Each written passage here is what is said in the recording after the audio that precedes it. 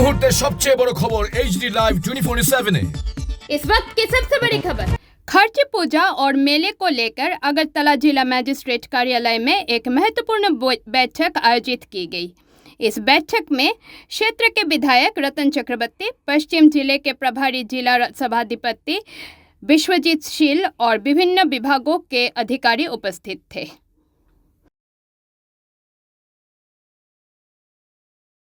खर्च पुजो এবং মেলা প্রদর্শনী এটা তিনটে স্তরেই হয়, সবটাকে নিয়ে একটা সামগ্রিক রূপ আমরা ধরানোর চেষ্টা করি এবং সেই কাজে আজকে আমাদের জেলা প্রশাসন, জেলা কার্যকর্তারা, বিভিন্ন ধরনের লাইন ডিপার্টমেন্টের আধিকারিকগণ এবং পাবলিক রিপ্রেজেন্টেটিভ সবাইকে আমার আন্তরিক শুভেচ্ছা এবং অভিনন্দন। কারণ আপনাদের সবারই প্রচেষ্টায় এটা প্রত্যেক বছরই আমরা শুধু সফল না, একটা বড় উচ্চতায় আমরা নিয়ে যেতে পেরেছি, যেটা আমাদের সবার সম্মিলিত চেষ্টারই ফসল। কারণ একটা সময় খার্চি পুজো আপনারা জানেন যেটা সীমাবদ্ধ ছিল শুধু রাজ পরিবারের মধ্যে, তার পরবর্তী সময়ে সেটা শুধু জনজাতি অংশের মানুষের মধ্যেই পালিত হতো। তারও পরবর্তীতে এটা সমস্ত স্তরের, সমস্ত ধর্ম, সমস্ত বর্ণের মানুষের উৎসবে পরিণত হয়েছে। শুধু তাই নয়, সারা দেশ আজকে এই খার্চি পুজো জানে এবং সেটা আমাদের মাননীয় প্রধানমন্ত্রী থেকে শুরু করে, স্বরাষ্ট্রমন্ত্রী থেকে শুরু করে, পর্যটন মন্ত্রী থেকে শুরু করে আমাদের দেশের বড় বড় যারা আছেন বিভিন্ন পর্যায়ে, তারা পর্যন্ত এর সম্পূর্ণ সফলতা এবং শুভেচ্ছা কামনা করেন। স্বাভাবিকভাবে দিন দিন আমাদের দায়িত্ব অনেক বেড়েছে এবং আপনারা জানেন যে সেখানে আজকে পর্যটন দপ্তর যে কাজ করে চলেছে এটাকে নতুন করে সাজিয়ে তোলার জন্য, যে কাজটা আগে কখনো হয়নি, পর্যটন দপ্তরের সৌজন্যে সেই কাজটা আমরা করতে পারছি। যার জন্য কিছু কিছু অসুবিধার মধ্যেও আমাদের এবারের কাজটাকে এগিয়ে নিয়ে যেতে হবে। আমি আলোচনা করেছিলাম এর আগে আমাদের ডিএম সাহেবের সঙ্গেও যে একটু ভালো করে এবার সবাইকে চেষ্টাটা নিতে হবে, কারণ আমাদের এখানে কোনো ফান্ড থাকে না, যেটা সবচেয়ে বড় প্রতিকূল অবস্থা। এখানে যেটা আমাদের স্টল বিক্রি এবং যেটা প্রদর্শনীতে সরকারি দপ্তরগুলো যারা অংশগ্রহণ করেন তাদের এই অর্থানুকূল্যেই কিন্তু এই মেলাটা পরিচালিত হয় বিভিন্নভাবে। আর স্থান সংকুলনের অভাবে আজকে বিভিন্ন দপ্তরের আমরা জায়গা দিতে হয়েছে, যার কারণে সেখানে বিনোদনের প্রশ্নেও নতুন জায়গা তো দূরে থাকুক, পুরনো জায়গাগুলো আজকে প্রায় ব্লক হয়ে গেছে। তো সেটাও স্বল্প পরিসরেই হবে। তো আমার মনে হয় যে আমরা সবাই যেভাবে সিনসিয়ারলি আপনারা করেছেন, এটা শুধু কর্তব্য কর্ম হিসেবে না, একজন ধর্মপ্রাণ মানুষ হিসেবেও আমাদের যে কমিটমেন্ট থাকে, কারণ এখানে যে সাংস্কৃতিক অঙ্গন সেটা অত্যন্ত শক্তিশালী।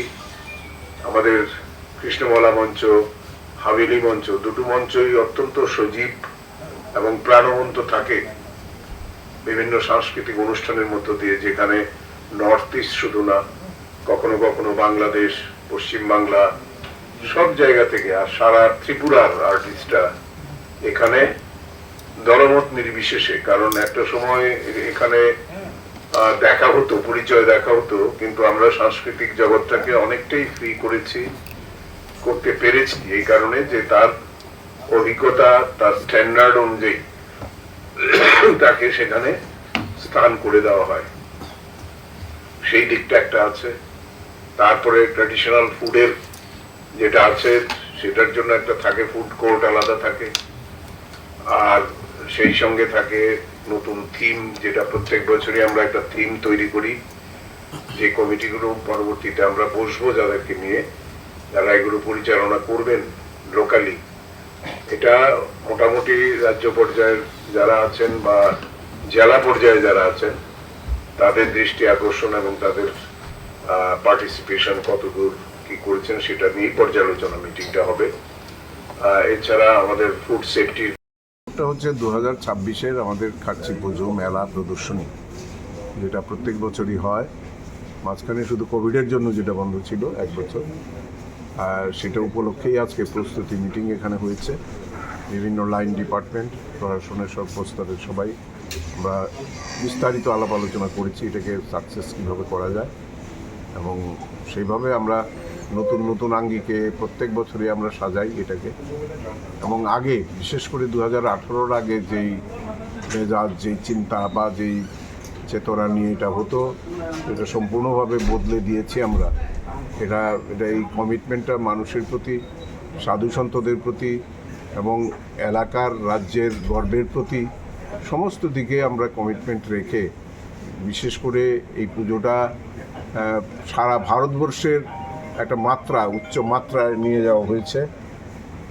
আপনারা জানেন যে এটাতে প্রত্যেক বছর এই আমরা আসার পর থেকে প্রধানমন্ত্রী, মাননীয় স্বরাষ্ট্রমন্ত্রী এবং ট্যুরিজম মিনিস্টার সবাই এটা শুভেচ্ছা এবং অভিনন্দন জানান, এবং রাষ্ট্রপতির কাছ থেকেও এসছে।